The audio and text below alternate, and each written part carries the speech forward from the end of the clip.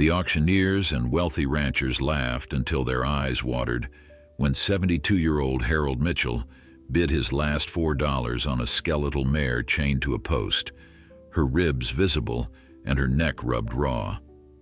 90 days later, those same men stood in stunned silence, their faces drained of all mockery, as they finally understood what the old veteran had seen all along. Before we continue, don't forget to subscribe to the channel, like the video, and comment where in the world you're watching from. Let's go. The morning sun cast long shadows across the dusty auction yard in rural Montana, where the scent of hay and manure hung heavy in the autumn air.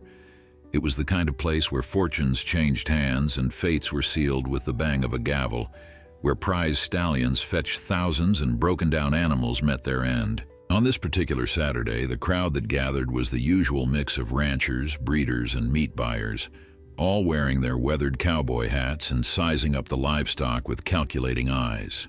Nobody paid much attention to the old man who walked through the gate that morning, his worn leather jacket speaking of decades of hard use and his silver hair tucked beneath a hat that had seen better days.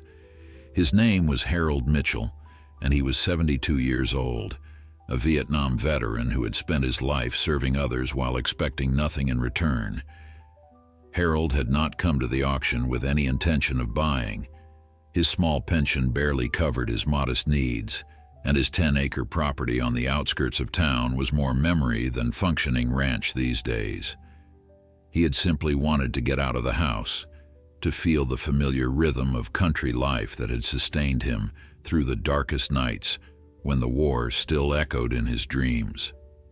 But as he walked past the holding pens, something stopped him cold. There, chained to a weathered wooden post in the far corner of the yard, stood a horse that made his heart clench with recognition and pain. The animal was a mare, perhaps 8 or 9 years old, though her condition made it difficult to tell. Her coat, which might once have been a rich chestnut brown, was now dull and matted with mud and neglect. Her ribs protruded sharply beneath her skin, and fresh scars crisscrossed her flanks like a road map of suffering.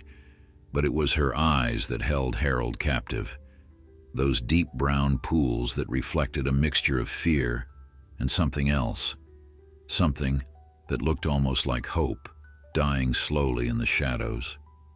The chain around her neck was heavy and rusted, far too tight for comfort, and Harold could see where it had rubbed the skin raw beneath her mane. She stood with her head low, barely acknowledging the world around her, as if she had already resigned herself to whatever fate awaited.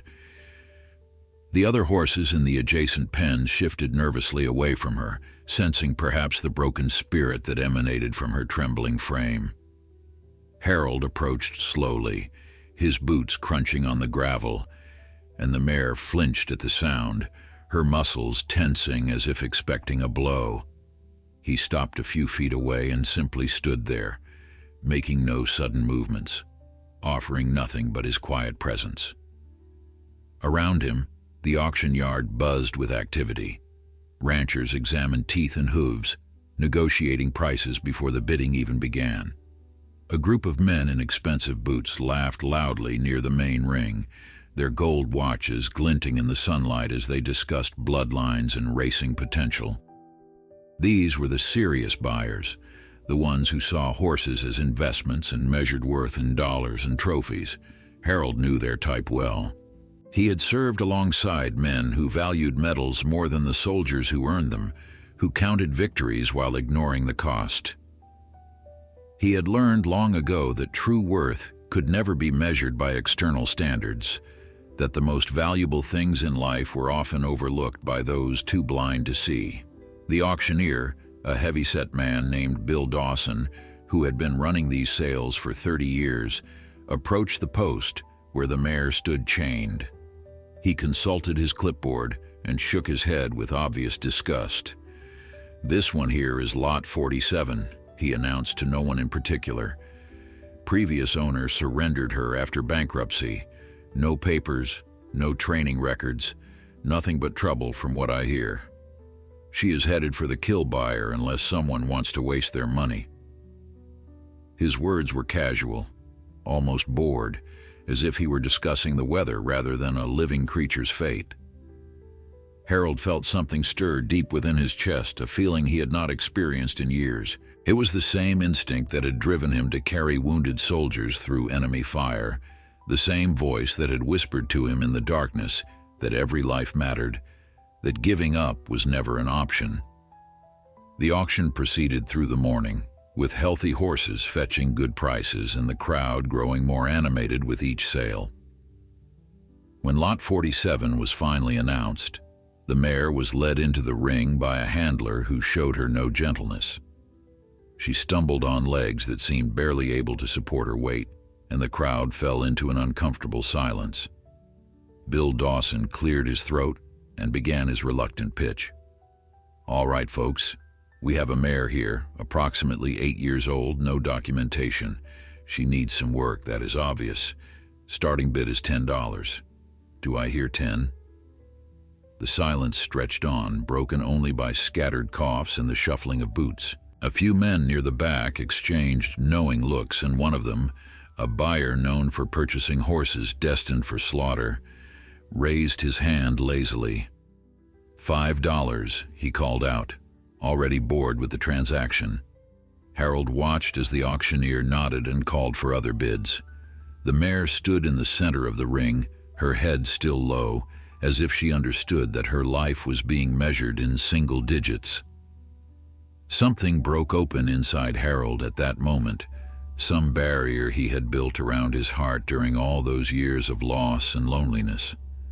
Before he could stop himself, his hand was in the air. $4, he said, his voice steady despite the absurdity of what he was doing. The crowd turned to look at him, confusion giving way to amusement. The group of wealthy ranchers burst into laughter, their mockery echoing off the wooden beams of the auction barn. One of them pointed at Harold and shook his head. "Look at this old-timer," he said loud enough for everyone to hear, "trying to lowball a horse that is not even worth the chain around her neck." The laughter rolled through the auction barn like thunder, bouncing off the walls and settling into Harold's bones. He had heard that kind of laughter before, in the jungles of Vietnam, when officers mocked the young soldiers who dared to show compassion for the enemy wounded, in the veterans' hospitals, where bureaucrats dismissed broken men as statistics. It was the laughter of those who measured everything in profit and saw kindness as weakness. Harold stood his ground, his weathered hand still raised, his eyes never leaving the mare in the center of the ring. Bill Dawson, the auctioneer, shifted uncomfortably on his platform, clearly unsure how to proceed with such an unusual situation. The kill buyer who had offered $5 looked annoyed, as if Harold had personally insulted him by bidding lower on an animal everyone had already written off. "Well now," Bill said, scratching his head beneath his hat, "that is not exactly how this works, friend. You are supposed to bid higher, not lower."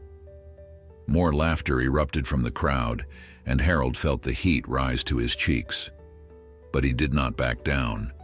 He had learned in the war that retreat was sometimes necessary, but surrender was never an option. "I know how it works," Harold replied, his voice carrying across the suddenly quiet barn. "I am offering $4 because that is what I have in my pocket right now. But I am also offering something that money cannot buy. I am offering her a chance." The words hung in the air, and for a moment, something shifted in the atmosphere. A few of the older ranchers exchanged glances, their expressions softening almost imperceptibly. They recognized something in Harold's voice, a conviction that went beyond simple stubbornness. But the wealthy buyers near the front only laughed harder, slapping their knees and wiping tears from their eyes. One of them, a man named Preston Whitmore, who owned the largest breeding operation in 3 counties, stepped forward with a smirk on his tanned face. "Tell you what, old-timer," he said, his gold watch catching the light as he gestured dismissively toward the mare. "I will give you $10 right now if you take that bag of bones off our hands. Consider it charity." The men around him chuckled appreciatively at their leader's generosity. Harold looked at Preston for a long moment, seeing past the expensive boots and designer hat to the emptiness beneath. He had known men like this all his life, men who confused wealth with worth and mistook cruelty for strength. "No, thank you," Harold said quietly. "I do not need charity. I just need a chance to help her."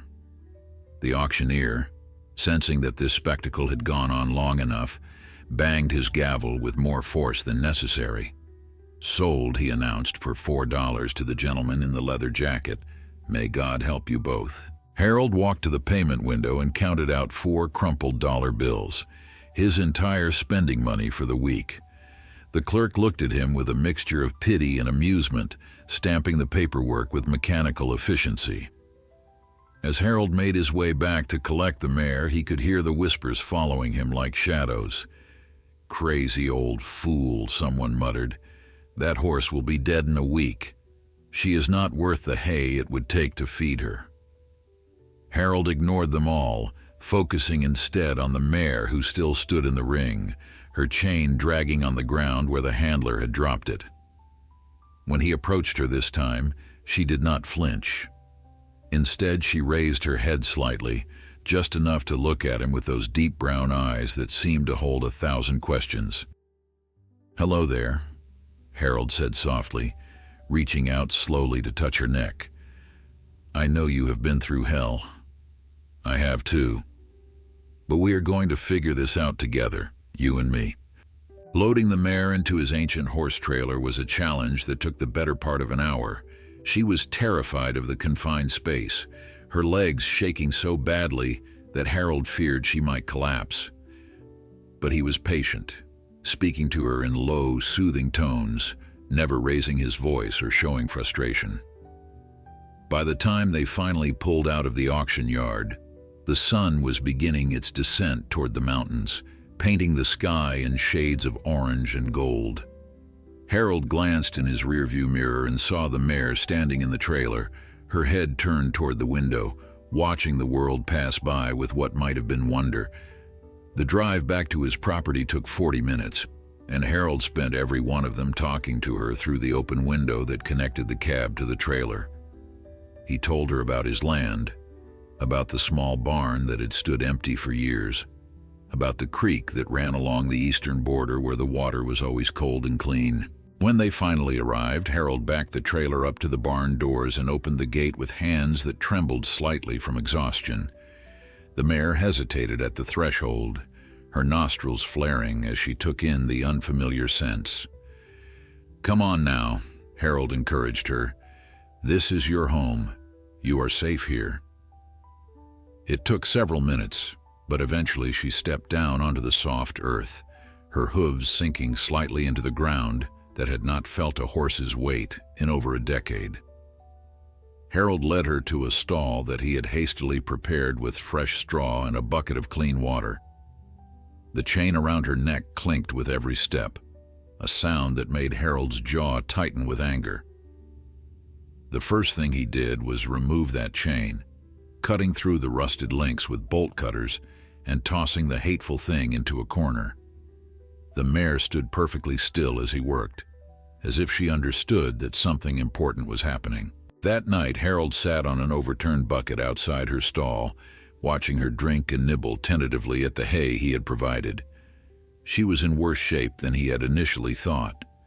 Her hooves were cracked and overgrown, her coat riddled with sores that would need treatment, and her ribs stood out so sharply that he could count everyone.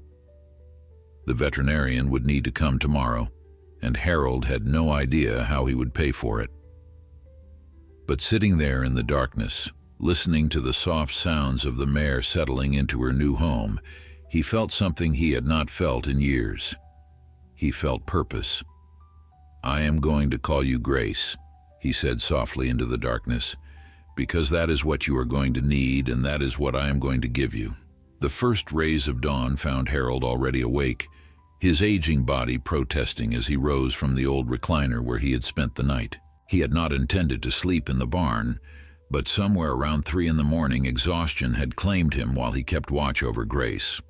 Now, as pale light filtered through the cracks in the wooden walls, he moved stiffly to the stall door and peered inside. Grace stood in the corner, her head low but her eyes open, watching him with that mixture of wariness and curiosity that had not left her since the auction. She had eaten some of the hay during the night, and the water bucket was half empty. Small victories, Harold thought to himself, but victories nonetheless. He spoke to her softly as he refilled her water and added fresh hay to the rack, narrating his actions the way he used to narrate missions to the young soldiers under his command. Communication bred trust, and trust was the foundation of everything.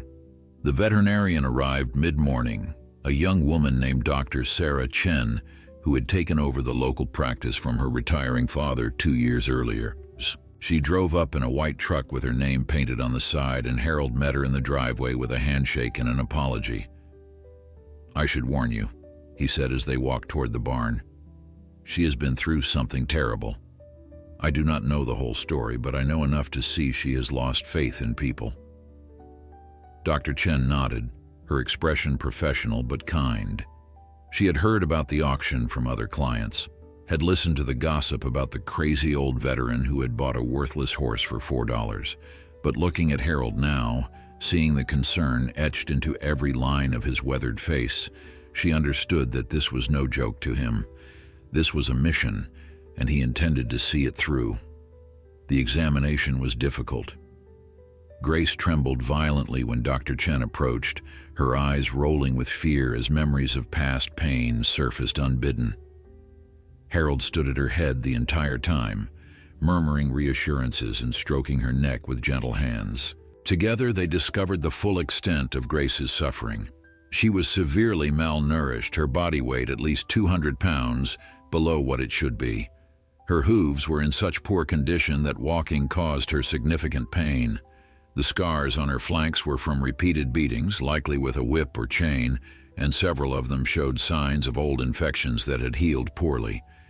There was evidence of previous injuries to her legs that had never been properly treated, and her teeth needed floating so badly that eating solid food was a challenge. Dr. Chen stepped back from the stall and removed her gloves slowly, her face grave as she turned to Harold. "I am going to be honest with you, Mr. Mitchell," she said quietly. "This horse has been through systematic abuse and neglect. The physical damage is extensive, and there is no way to know how deep the psychological trauma goes. Even with the best care, her recovery is going to take months, maybe longer. And there is no guarantee she will ever fully recover." She paused, seeming to choose her next words carefully. The kind treatment she would need, the medications, the special feed, the farrier visits, it is going to be expensive. "I do not know your financial situation, but I want you to understand what you are taking on." Harold listened without interruption, his eyes never leaving Grace. When Dr. Chen finished, he was silent for a long moment, memories flooding through him like water through a broken dam. He remembered the field hospitals in Vietnam, the doctors who had told him that certain soldiers were too far gone to save. He remembered proving them wrong, carrying men through miles of jungle because giving up was not in his nature. "I appreciate your honesty, Doctor," he finally said, "but I made this horse a promise, and I intend to keep it. You tell me what she needs, and I will find a way to provide it." Dr. Chen studied him for a moment, something shifting in her expression. She reached into her truck and pulled out a folder thick with papers. "I thought you might say that," she said with a small smile. "So I took the liberty of putting together a treatment plan. I am also going to be honest about something else. I am not going to charge you full price for my services. Consider it professional interest in a challenging case." Harold tried to protest, but she held up a hand. "You served this country for 30 years, Mr. Mitchell. Let me serve you for a few months. It is the least I can do." The treatment began that very day. Dr. Chen administered medications for Grace's infections, showed Harold how to apply ointment to her wounds, and left detailed instructions for her feeding schedule. The diet would need to be carefully controlled, starting with small amounts of easily digestible food and gradually increasing as her system recovered. Harold threw himself into the work with a dedication that surprised even himself. Every morning he rose before dawn to prepare Grace's special meals. Every evening he spent hours in the barn talking to her, reading to her from old paperback novels, simply being present so she could learn that not all humans brought pain. The first week was the hardest. Grace remained suspicious of every movement, flinching at sounds and refusing to let Harold touch her without visible trembling. But he persisted, patient as stone, never pushing faster than she was ready to go. On the 8th day, something remarkable happened. Harold was sitting on his bucket outside the stall, reading aloud from a worn copy of Black Beauty, when he felt a soft pressure against his shoulder. He looked up to find Grace standing at the stall door, her muzzle pressed gently against him in what could only be described as a gesture of tentative trust. Harold's eyes filled with tears that he did not bother to hide. "There you are," he whispered, reaching up slowly to stroke her face. "I knew you were in there somewhere. I knew you had not given up." The weeks that followed were a testament to the power of patience and persistence. Harold developed a routine that revolved entirely around Grace's recovery, structuring his days with the same discipline he had learned in the military decades ago. He rose at 5 every morning to prepare her first meal of the day, a carefully measured mixture of soaked beet pulp, senior feed, and supplements that Dr. Chen had prescribed. He spent the morning hours cleaning her stall, changing her bandages, and applying medication to her healing wounds. In the afternoons, he led her on short walks around the property, gradually increasing the distance as her strength improved and her hooves began to heal under the farrier's expert care. By evening, he was exhausted in a way that felt almost sacred, the kind of tiredness that comes from meaningful work rather than empty existence. For the first time since his wife Margaret had passed away 3 years earlier, Harold felt like he had a reason to wake up each morning. But the cost of Grace's care was taking a severe toll on his limited resources. Harold's pension had never been generous, and now every spare dollar went toward feed, medications, and veterinary bills. He stopped buying meat at the grocery store, subsisting instead on rice, beans, and whatever vegetables he could grow in his small garden. He canceled the newspaper subscription he had maintained for 20 years, along with the cable television he rarely watched anyway. When his ancient truck needed repairs, he learned to fix it himself, using tutorials from the library's public computers, refusing to spend money that Grace might need.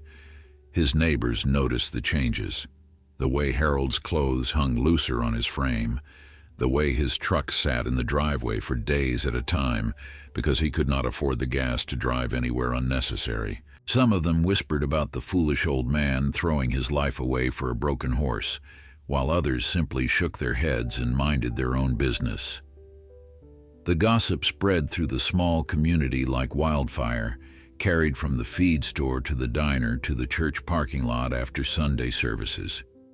People talked about Harold Mitchell and his $4 horse, about how he was slowly going broke trying to save an animal that everyone knew was beyond saving. Some spoke with pity, others with contempt, and a few with a grudging respect they would never admit out loud. The wealthy ranchers who had laughed at the auction made occasional comments when they passed through town, asking with mock concern whether the old veteran had come to his senses yet. Preston Whitmore, the breeding magnate who had offered Harold charity that day, reportedly told anyone who would listen that it was only a matter of time before the horse died, and the old man ended up in a nursing home where he belonged.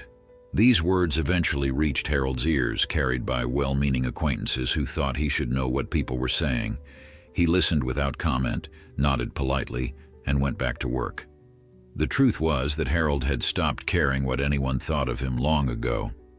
In Vietnam, he had learned that public opinion was a fickle thing, that the same crowds who cheered soldiers off to war would spit on them when they returned. He had learned that the only approval that mattered was the approval of his own conscience, and his conscience told him that what he was doing was right.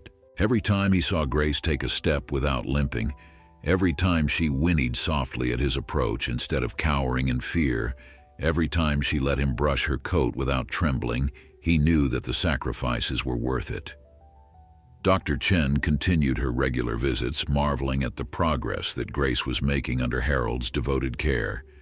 She had expected improvement, but what she witnessed went beyond medical explanation. There was something happening between this man and this horse that transcended the physical, a healing of spirits that no treatment plan could have predicted. By the 6th week, Grace had gained nearly 50 pounds, and her coat was beginning to show hints of the rich chestnut color it had once been. The wounds on her flanks had closed into pale scars that would never fully disappear, but no longer caused her pain. Her hooves, thanks to the farrier's patient work, were finally in good enough condition for her to walk comfortably on the harder ground beyond the barn. Harold began taking her on longer walks, venturing down to the creek where she discovered the joy of cool water on a hot afternoon.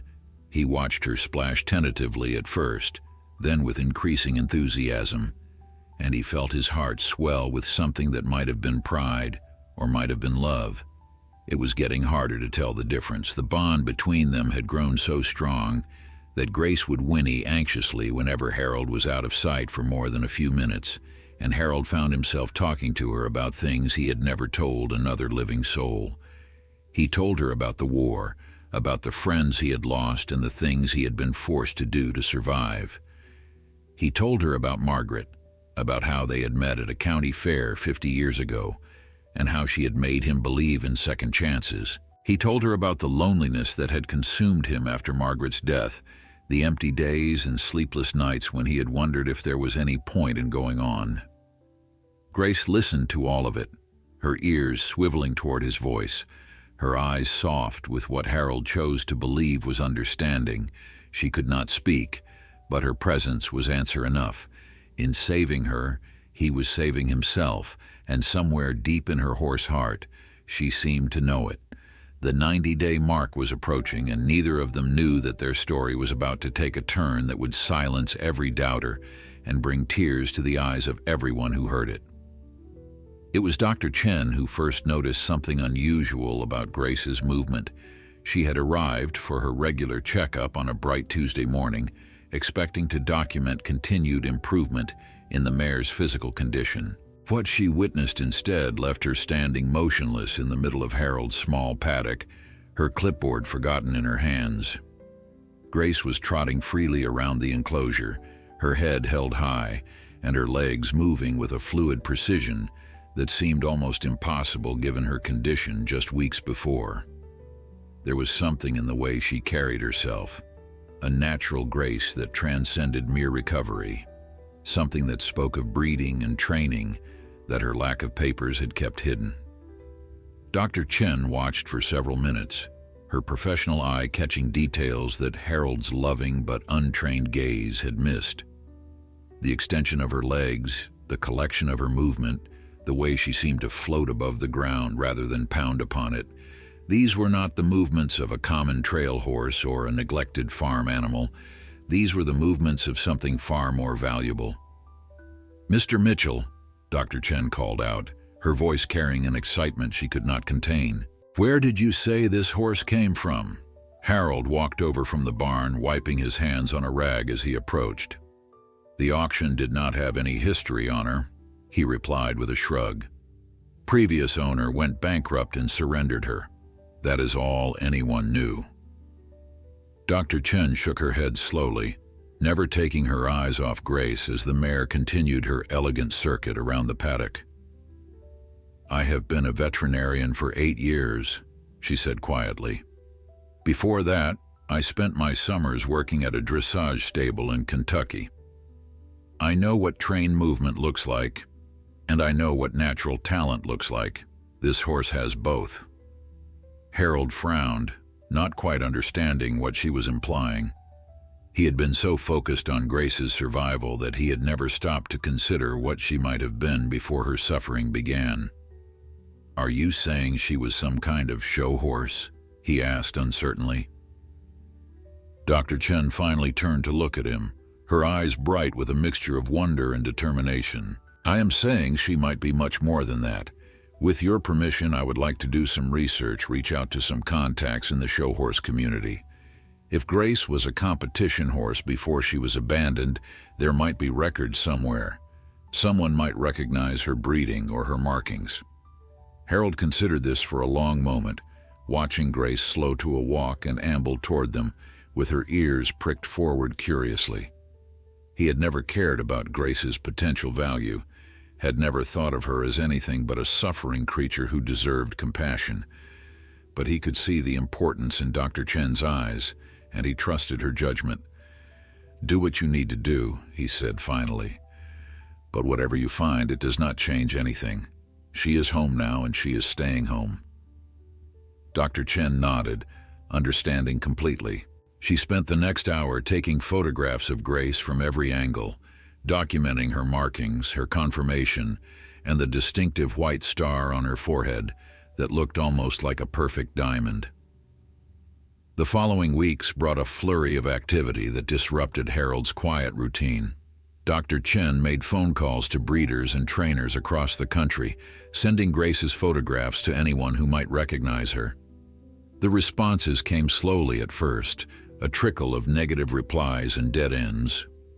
But then, on a rainy Thursday afternoon, Dr. Chen's phone rang with a call that would change everything. On the other end was a woman named Eleanor Hastings, a retired dressage trainer from Virginia who had spent 40 years in the competitive horse world. She had seen the photographs circulating through her network of former colleagues, and she was certain she recognized the mare in question. "Her name is not Grace," Eleanor said, her voice trembling with emotion over the phone. "Her name is Starlight Dancer, and she was one of the most promising young horses I ever trained. I sold her to a man named Richard Brennan 6 years ago. He promised to continue her training and compete her at the national level. When he went bankrupt last year, I assumed she had been sold to another competitor. I never imagined she would end up in such a state." The story that Eleanor told was one of promise betrayed and potential squandered. Starlight Dancer, now known as Grace, had been bred from championship bloodlines and trained from birth for dressage competition. Richard Brennan had purchased her for nearly $50,000, intending to ride her to glory and prestige. But his business ventures had failed, his marriage had crumbled, and in his bitterness and desperation, he had taken out his frustrations on the innocent animal in his care. The abuse that Grace had suffered was not random cruelty but targeted destruction, the work of a man who wanted to break something beautiful because he could no longer possess beauty himself. When Brennan finally lost everything, he had simply abandoned Grace to the auction system, not caring whether she lived or died. Harold listened to this story with clenched fists and burning eyes, his heart breaking anew for the horse who had already claimed so much of his soul. Eleanor Hastings was not content to simply provide information. She was 78 years old and had sworn she would never involve herself in the competition world again. But learning what had happened to Starlight Dancer had awakened something in her that retirement had put to sleep. She made arrangements to travel to Montana, insisting that she needed to see the mare with her own eyes and assess whether her training could be recovered. Harold welcomed her visit with a mixture of hope and apprehension. He did not know what Eleanor's arrival would mean for his relationship with Grace, but he knew that he could not deny the horse a chance to reclaim the life that had been stolen from her. Whatever happened next, Harold promised himself that he would put Grace's needs first, even if it meant letting her go to a world where she truly belonged. Eleanor Hastings arrived on a crisp autumn morning, her silver hair pulled back in an elegant bun and her posture as straight as a woman half her age. She drove a rental car up Harold's gravel driveway and stepped out with the careful movements of someone who had spent a lifetime around horses and understood the importance of calm, deliberate energy. Harold met her at the gate, extending his hand in greeting, but Eleanor's eyes were already searching past him toward the barn, seeking the horse she had not seen in 6 long years.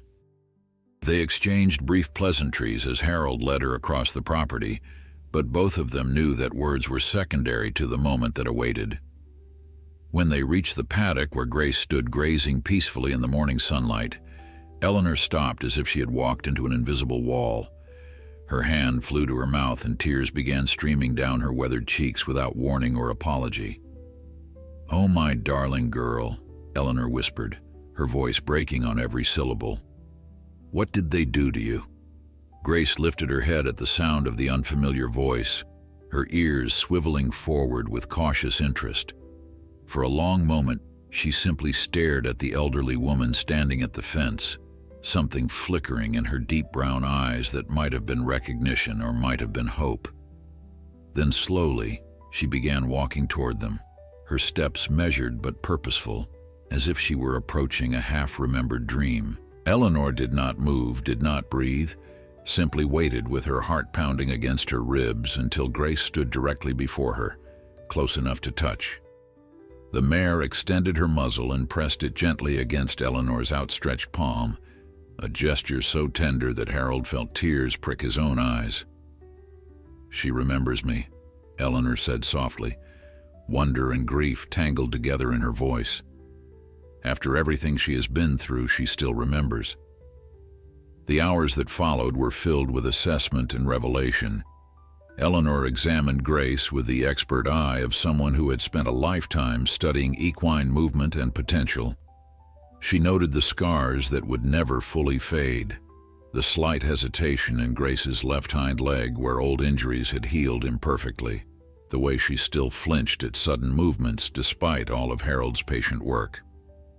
But she also noted the things that had survived the abuse, the natural collection in Grace's trot, the willingness in her eyes, the muscle memory that years of training had embedded so deeply that even trauma could not erase it completely. When Eleanor finally stepped back from her examination, her expression was a complex mixture of sorrow and determination. "The damage is significant," she told Harold honestly. "She will never compete at the level she was bred for. The physical limitations alone would disqualify her from serious competition, and the psychological scars would make the pressure of the show ring unbearable for her." Harold nodded, having expected as much. He had never harbored dreams of competition or glory for Grace. His only goal had been her survival, her happiness, her chance at a peaceful life. But Eleanor was not finished speaking. However, she continued, her voice taking on a new quality of excitement. "There is something else she could do. Something that might be even more valuable than any trophy or ribbon." She turned to face Harold directly, her eyes blazing with a passion that belied her years. "Have you ever heard of equine therapy, Mr. Mitchell?" Harold shook his head, unfamiliar with the term. Eleanor smiled and began to explain. Equine therapy was a growing field that used horses to help people heal from trauma, addiction, and mental health challenges. The gentle presence of horses, their intuitive ability to sense human emotions, their non-judgmental nature, all of these qualities made them powerful partners in the healing process. Horses who had experienced their own trauma were often especially effective because they understood suffering in a way that unbroken animals could not. "Grace has been through hell," Eleanor said, her hand resting gently on the mare's neck. "But instead of becoming bitter or dangerous, she has learned to trust again. That journey, that transformation is exactly what so many wounded people need to witness. She could help veterans dealing with post-traumatic stress, children who have experienced abuse, adults struggling with depression and anxiety. Her scars would not be limitations but credentials, proof that healing is possible even after the worst has happened." The idea struck Harold with the force of revelation. He thought about his own journey since bringing Grace home, how caring for her had given him purpose and pulled him out of the dark isolation that had consumed him after Margaret's death. He thought about the fellow veterans he knew, men and women who had returned from war with invisible wounds that no one seemed able to heal. He thought about all the broken people in the world who needed exactly what Grace had given him, the chance to heal by helping another creature heal.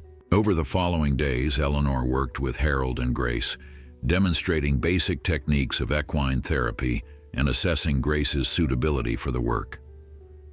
The mare exceeded every expectation. She seemed to understand instinctively what was being asked of her, standing patiently while Eleanor simulated the movements and interactions that therapy sessions would require. When Dr. Chen visited to observe the training, she was amazed at how quickly Grace adapted to her new role. "It is as if she knows," Dr. Chen marveled quietly to Harold. "It is as if she understands that this is her purpose now." Harold watched Grace interact with Eleanor, seeing the gentle confidence that had replaced her earlier fear, and he felt something settle into place in his heart.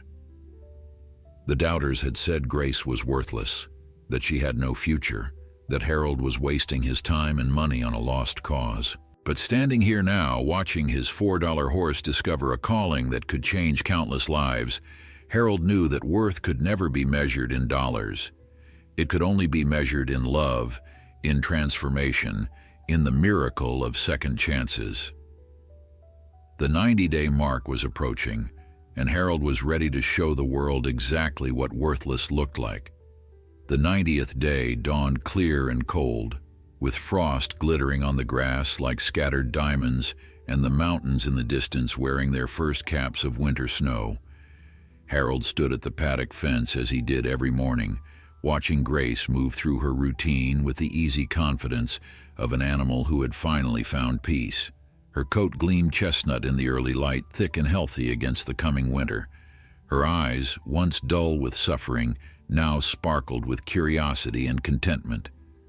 The transformation was so complete that anyone who had seen her at the auction 3 months ago would not have recognized her as the same creature.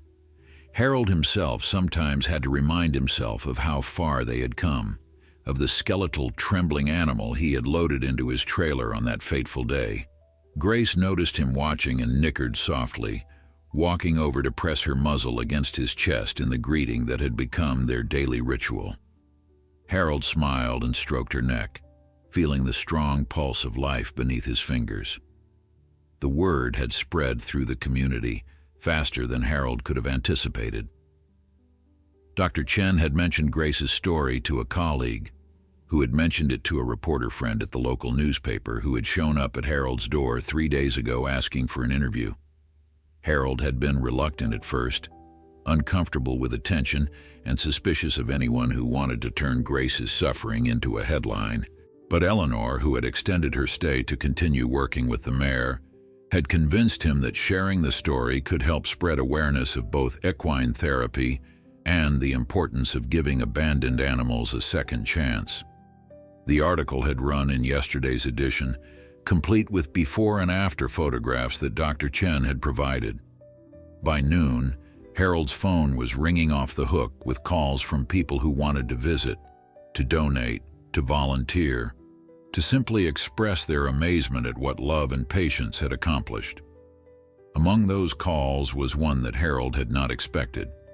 The county fairgrounds was hosting its annual autumn horse show that weekend, a prestigious event that drew competitors and spectators from across the region. The organizers, moved by the newspaper story, had invited Harold and Grace to attend as guests of honor. They wanted to present them during the opening ceremony as an example of rescue and redemption, a living testament to the value of every horse regardless of perceived worth. Harold's first instinct was to decline. He had no interest in parading Grace in front of crowds, in subjecting her to the noise and chaos of a competition environment. But when he discussed it with Eleanor and Dr. Chen, both women encouraged him to accept. "This is not about showing off," Eleanor explained gently. "This is about changing minds. Every person who sees Grace, who hears her story, is a person who might think twice before dismissing an animal as worthless." Harold considered their words carefully and finally agreed, with one condition. If Grace showed any sign of distress, they would leave immediately, no matter what. The morning of the horse show arrived with Harold's stomach twisted in knots of anxiety. He had hardly slept the night before, plagued by visions of Grace panicking in the crowded arena, of rich ranchers mocking them both, of everything they had built together, crumbling under the weight of public scrutiny. But when he went to the barn to prepare Grace for the trailer ride, she seemed almost eager, her ears pricked forward and her eyes bright with anticipation. It was as if she understood that today was important, that this was her chance to show the world who she had become. Harold brushed her coat until it shone, braided her mane with careful fingers, and whispered words of encouragement that he needed to hear as much as she did. Eleanor arrived to help with the loading, and together they settled Grace into the trailer for the short drive to the fairgrounds. The journey passed in tense silence, broken only by the occasional soft sounds from Grace indicating that she was calm and comfortable. The fairgrounds were already bustling with activity when they arrived. Horses of every breed and color filled the temporary stables, their coats gleaming with show preparation and their handlers fussing over every detail. Expensive trailers lined the parking areas, their sides emblazoned with the names of prestigious breeding operations and training facilities. Harold felt suddenly small and out of place, acutely aware of his worn leather jacket and his ancient truck amid all this wealth and polish. But then he looked at Grace, standing quietly beside him with her head held high, and he remembered why they were here. They were not here to compete with these horses or to prove anything to their owners. They were here to tell a story, and that story was worth more than all the trophies in the world. As they made their way toward the main arena, Harold noticed people stopping to stare, their eyes moving from him to Grace and back again with expressions of recognition. The newspaper article had done its work. Word had spread. The opening ceremony was scheduled for noon, and Harold spent the hours beforehand in a quiet corner of the grounds, keeping Grace away from the noise and commotion until absolutely necessary. Eleanor stayed with them, offering calm reassurance and practical advice. Dr. Chen arrived around 11, her face flushed with excitement as she reported that the stands were filling rapidly. "People are talking about nothing but Grace," she told Harold breathlessly. "Half of them came specifically to see her." Harold nodded, trying to ignore the butterflies swarming in his stomach. He had faced enemy fire in Vietnam, had held dying men in his arms, had buried the love of his life. Surely he could handle standing in front of a crowd with his horse. But this felt different somehow, more personal, more vulnerable.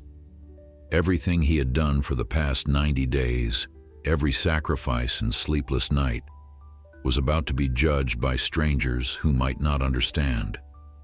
As the clock ticked toward noon, Harold took a deep breath and looked into Grace's trusting eyes.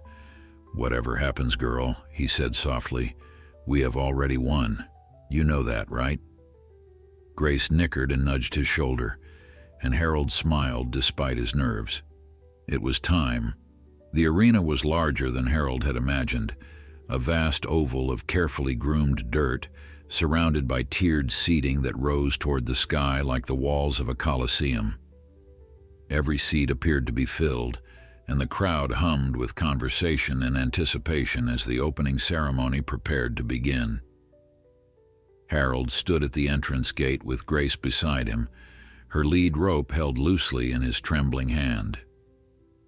Eleanor had positioned herself nearby, ready to assist if needed, while Dr. Chen had found a spot in the stands where she could watch and document everything. The announcer's voice boomed through the speakers, welcoming the crowd and introducing the day's events, but Harold barely heard the words, His entire focus was on Grace, on the steady rhythm of her breathing, on the calm stillness of her body as she waited patiently for whatever came next. She showed no fear, no anxiety, only a quiet readiness that filled Harold with a pride he could not adequately express. When their names were called, Harold felt his heart stop for a single terrifying moment before resuming its frantic pace. He gathered himself, squared his shoulders, and led Grace through the gate into the arena. The crowd fell silent as they emerged, a hush so complete that Harold could hear Grace's hooves crunching softly on the dirt with each step. Then, slowly at first but building like a wave, the applause began. It started in one corner of the stands and spread outward until the entire arena was filled with the thunder of clapping hands and cheering voices. Harold blinked in astonishment, overwhelmed by a reception he had never anticipated. He had expected skepticism, perhaps polite interest at best. He had not expected this outpouring of emotion that seemed to shake the very air around them. Grace walked beside him with her head held high, her ears swiveling to take in the sounds that surrounded them, seemingly unfazed by the attention. The announcer began telling their story, his voice carrying across the arena with practiced clarity.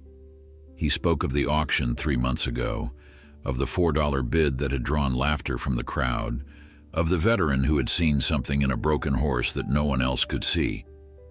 He spoke of the sacrifices Harold had made, the meals he had skipped, the luxuries he had abandoned, all to give one abandoned animal a chance at life.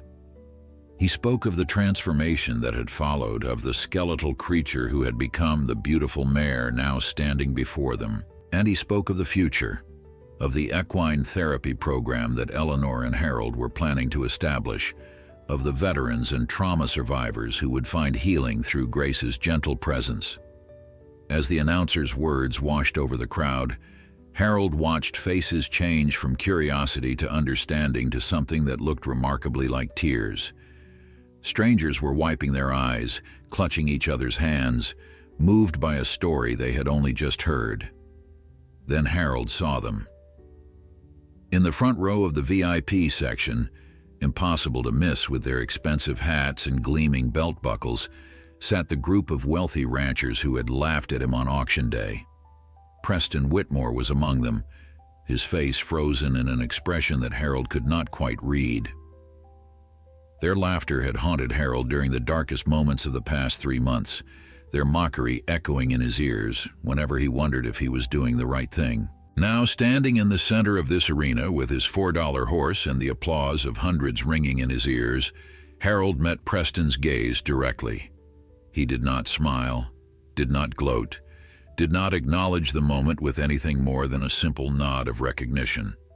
He did not need to. The proof of everything he believed was standing beside him on 4 strong legs, and no amount of wealth could buy what he and Grace had built together.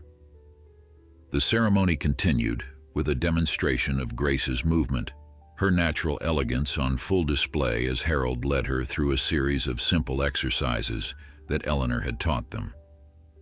The crowd watched in appreciative silence as the mare, who had once been too weak to stand, now moved with fluid grace across the arena floor. When they finished, the applause was even louder than before, a sustained ovation that seemed to go on forever.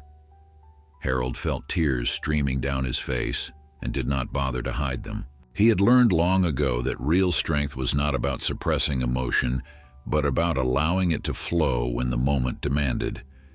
This was such a moment, and he honored it with his honesty.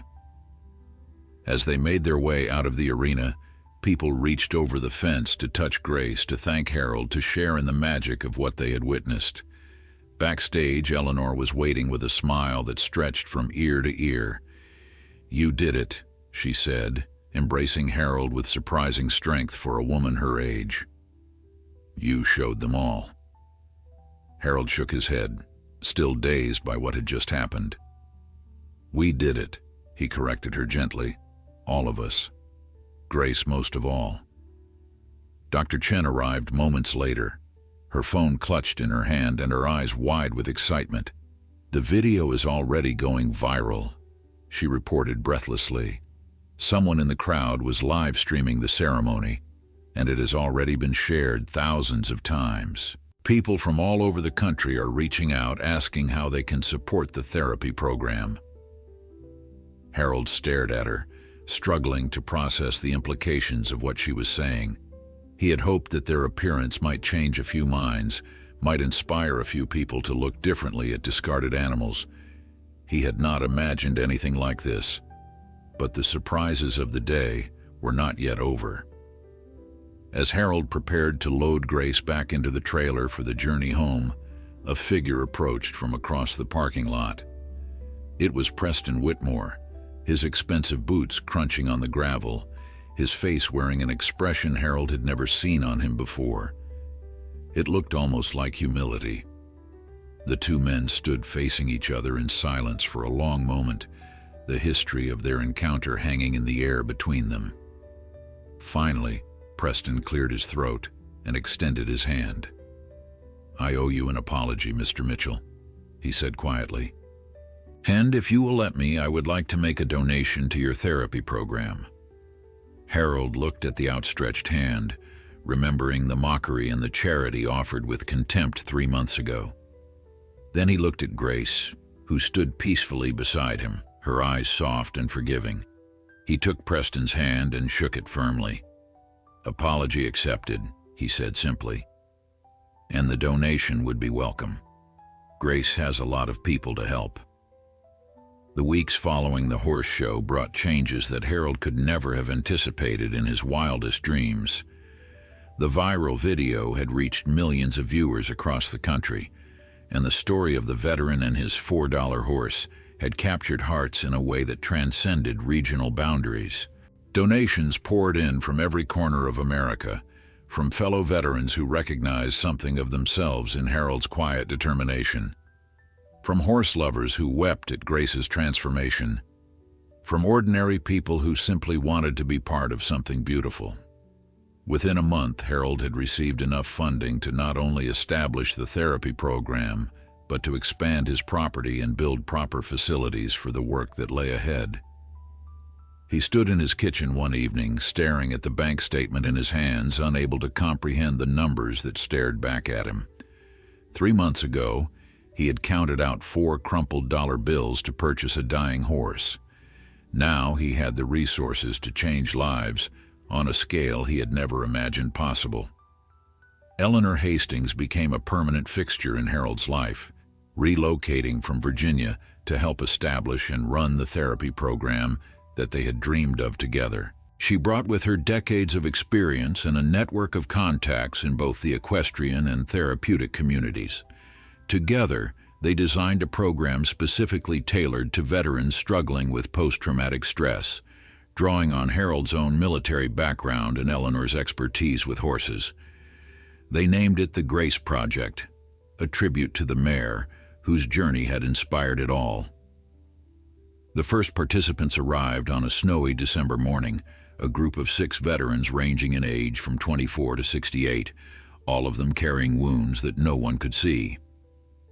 Harold watched them approach the barn with the same wariness he had once seen in Grace's eyes, the same defensive posture of creatures who had learned that the world could not be trusted. He understood that wariness intimately. He had carried it himself for 50 years. Grace seemed to understand her new role from the very first session. She stood patiently while the veterans approached her, never flinching at their uncertain movements or reacting to the tension that radiated from their bodies. One by one, she allowed them to touch her, to brush her coat, to simply stand in her presence and breathe. Harold observed these interactions with a mixture of pride and wonder, watching as Grace did for others what she had done for him. There was a young woman named Maria who had served 3 tours in Afghanistan and had not been able to sleep through the night since her return. After her first session with Grace, she sat on the fence for an hour, tears streaming silently down her face, releasing something that had been locked inside her for years. There was an older man named Robert who had lost his legs to a landmine in Vietnam and had spent decades drowning his memories in alcohol. He found in Grace a fellow survivor, a creature who understood suffering without needing it explained. The stories multiplied as the program grew. Word spread through veteran communities across the region, and soon Harold was receiving more applications than he could accommodate. He hired additional staff, brought in more horses who had been rescued from neglect or abuse, and expanded the program to include not just veterans, but also children who had experienced trauma and adults struggling with depression and anxiety. Eleanor trained therapists in equine-assisted techniques, while Dr. Chen volunteered her veterinary services to ensure that every animal in the program received the best possible care. The property that had once been Harold's lonely refuge transformed into a bustling center of healing and hope, a place where broken humans and broken horses found their way back to wholeness together.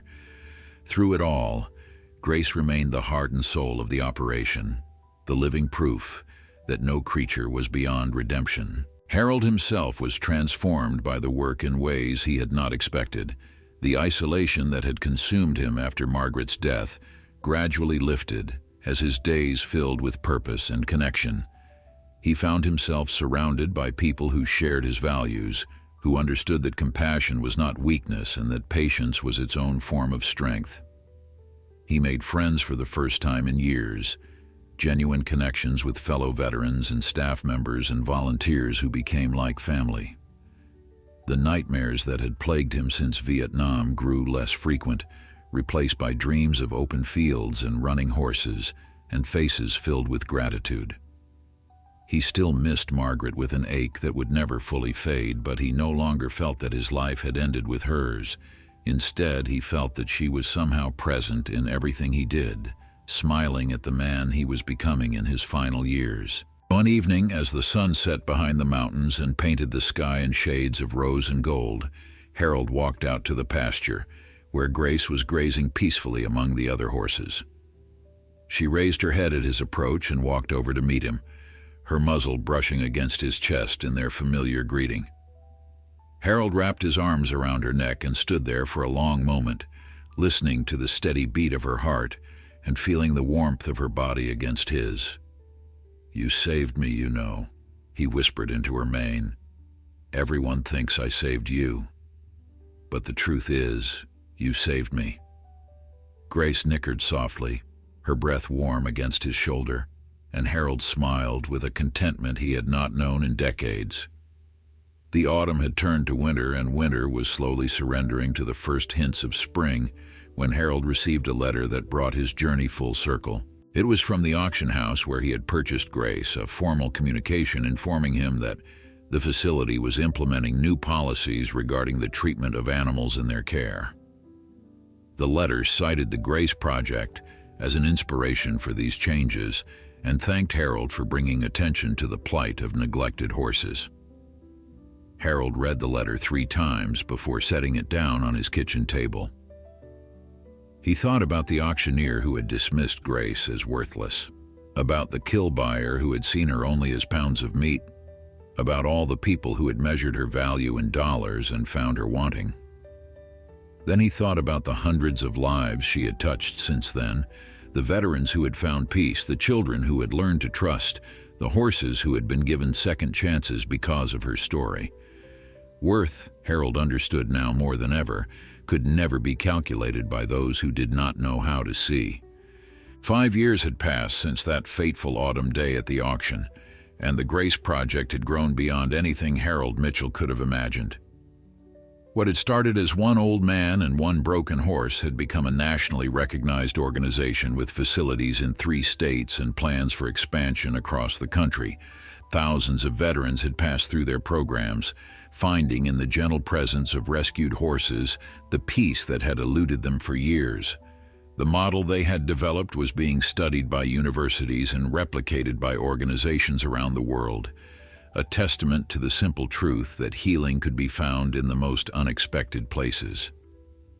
Harold, now 77 years old, had stepped back from the day-to-day operations, leaving the administrative work to younger hands while he focused on what he loved most, spending time with Grace and the veterans who still sought him out for guidance and conversation. Grace herself had aged gracefully, her muzzle now showing touches of gray and her movements slower than they had once been. She was 17 years old, no longer the trembling skeleton Harold had rescued, but not quite the vibrant mare who had dazzled the crowds at the horse show either. She spent most of her days in the pasture closest to Harold's house, where she could watch him come and go and nicker a greeting whenever he appeared. The bond between them had only deepened with time, a connection so profound that visitors often commented on the way they seemed to communicate without words. Harold knew every twitch of her ears, every shift of her weight, every subtle change in her breathing, And Grace, in turn, seemed to sense his moods before he was even aware of them himself, positioning herself beside him when he was troubled and celebrating with spirited tosses of her head when he was joyful. The anniversary of their first meeting had become an annual celebration at the Grace Project, a day when staff, volunteers, veterans, and supporters gathered to commemorate the journey that had brought them all together. On this 5th anniversary, the crowd was larger than ever, filling the new community pavilion that had been built with donations from around the world. Harold stood at the podium, looking out at the sea of faces before him, and felt his heart swell with an emotion he could not quite name. There were veterans he recognized, men and women whose transformations he had witnessed firsthand. There were staff members who had become like family over the years. There were strangers who had traveled from distant states simply to be part of this moment, and there, in the front row, sat Eleanor Hastings and Dr. Sarah Chen, the two women who had believed in Grace when believing seemed foolish. Harold cleared his throat and began to speak, his voice rough with age but steady with conviction. 5 years ago, he said, I walked into an auction with $4 in my pocket and no intention of buying anything. I walked out with a horse that everyone said was worthless, a horse that the world had given up on. People laughed at me that day. They called me a fool, an old man wasting what little he had on a lost cause. He paused, letting the silence stretch for a moment before continuing. But here is what I learned in the years since then. The world does not always know how to measure worth. The world looks at bank accounts and trophies and pedigrees and thinks it understands value. But real worth, the kind that matters, cannot be measured in dollars or ribbons. Real worth is measured in second chances given and received. It is measured in lives touched and hearts healed. It is measured in the courage to see potential where others see only problems. He gestured toward the pasture visible through the pavilion's windows, where Grace stood watching the gathering with her ears pricked forward. That horse out there has helped more people than I can count. Veterans who had lost hope found it again in her presence. Children who had forgotten how to trust learned to open their hearts. Families that were falling apart discovered new ways to connect. None of that would have happened if I had listened to the people who laughed. None of that would have happened if I had measured her worth the way they wanted me to. The crowd was silent, hanging on every word, and Harold felt tears threatening to spill from his eyes. He let them come, unashamed. So today, on this anniversary, I want to ask all of you to remember something. When the world tells you that someone is worthless, whether that someone has 4 legs or 2, do not believe it. Every creature on this earth has value. Every broken thing can be made whole again. All it takes is someone willing to see past the damage to the beauty underneath. The applause that followed was thunderous, a standing ovation that seemed to shake the very foundations of the pavilion. Harold stepped down from the podium and made his way outside, needing a moment alone with the horse who had started it all. Grace was waiting at the fence when he arrived, her head extended toward him in greeting. He wrapped his arms around her neck as he had done 1,000 times before, breathing in the familiar scent of horse and hay and home. "Thank you," he whispered, the same words he had spoken to her every day for 5 years. "Thank you for choosing to live. Thank you for choosing me." Grace nickered softly in response, her breath warm against his cheek, and Harold closed his eyes in perfect contentment. The sun was setting now, casting long golden shadows across the pastures where rescued horses grazed peacefully alongside the veterans who were learning to heal. Somewhere in the distance, a child laughed, and Harold smiled at the sound. He thought about the auction 5 years ago, about the laughter of the wealthy ranchers and the dismissive words of the auctioneer. He thought about all the people who had told him that Grace was not worth saving, that he was wasting his time and money on a lost cause, and he thought about everything that had happened since, the lives changed, the hearts mended, the hope restored. $4. That was what he had paid for Grace all those years ago. 4 crumpled dollar bills that represented everything he had. Looking at her now, at the legacy they had built together, Harold knew the truth that the mockers had never understood. Some investments cannot be measured in money. Some returns cannot be calculated on paper. And some things that the world calls worthless turn out to be priceless beyond measure. If you enjoyed this story, please like, share, and leave a comment below. I would love to know what you thought about Harold and Grace's journey. Where are you watching from? And on a scale of 1 to 10, how would you rate this story? Your support means everything and helps bring more heartwarming stories like this one to life. Thank you for being part of this community.